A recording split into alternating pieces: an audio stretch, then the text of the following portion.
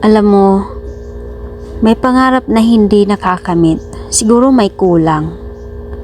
Siguro hindi pa sapat yung rason.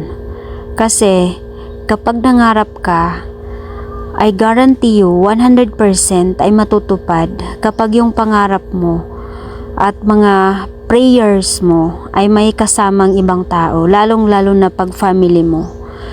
So, yung mga pangarap mo hindi lang pansarili at mga dasal sa buhay, kundi pati na rin ang ibang tao. Kaya, hindi magdadalawang isip ang Panginoon na ibigay sa iyo yung pangarap mo at prayers mo. Kasi, happy siya na nakita niya na may rason yung mga pangarap mo sa buhay at mga sacrifices mo. Kaya makikita mo yung mga successful people ay nagdarasal yan sila, hindi pansarili. Nangarap sila, hindi pansarili. Kumbaga, may purpose.